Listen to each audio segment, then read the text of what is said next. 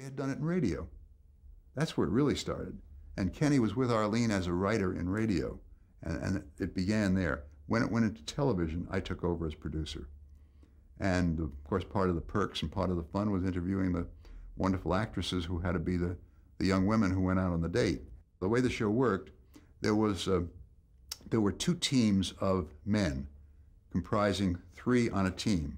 One would be, let's say, from Army, another from Navy, one from Yale, and one from Harvard, whatever the rivals of the day were. They could be bus drivers and subway transit people. I mean, we kept breaking them up and changing them. And two of them would be on one side of a curtain, and a very attractive young woman would be on the other side of a curtain.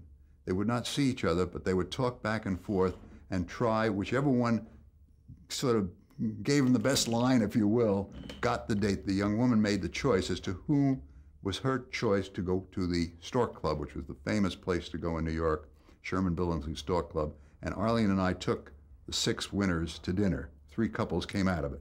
3 guys on each team vying for 3 young women, dates with 3 young women.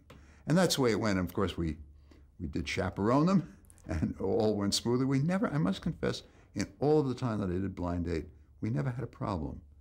I mean, some young woman saying, oh boy, you know, what happened afterwards or whatever, it just never did, because they were taken home. I mean, we had the chauffeur in the limousine, and they drove people everywhere. But in any event, that was the basis of the show.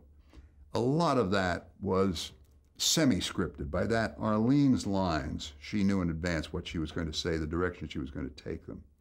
And in those days, I think part of the fun of it was when she made a mistake.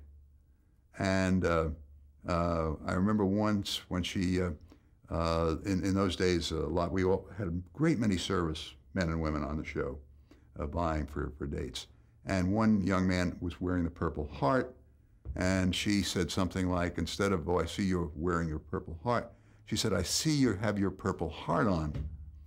Well, we got a big laugh from the audience. It's mild compared to the kind of thing that goes on Jay Leno today, or Jerry Springer for sure. But we got those kinds of laughs. Some of them came out by perchance. Some of them were planned. What wasn't planned, for example, though, is we had different circus performers perform. I mean, as the guys, and 3 women from circus as the women. And for some reason, Arlene wanted to hold a monkey that was part of the act of one of these circus performers. The monkey scratched her eye, and that wasn't so funny. And so she wasn't on the show for about 3 weeks. We had substitutes, and then when she came back, she wore a bandage for a while. So some things happened that weren't so good and so funny, but other things happened that were funny, both deliberate and ad-lib, that you couldn't figure out in advance. The show was a very big success for about, I guess, 3 to 4 years. The only interference came from a combination of the network and this Bernard Schubert fella. They sort of, he was the contact, the basic contact with the network. And they would often come down for the auditions to see the very attractive young women we were looking at. For example, Grace Kelly was rejected because she was too cold looking. Now, I thought Grace Kelly was one of the handsomest women I'd ever seen in my life, and I never thought of her as cold, but they did. And so she never made it onto Blind Date. She was auditioned and didn't get on the show.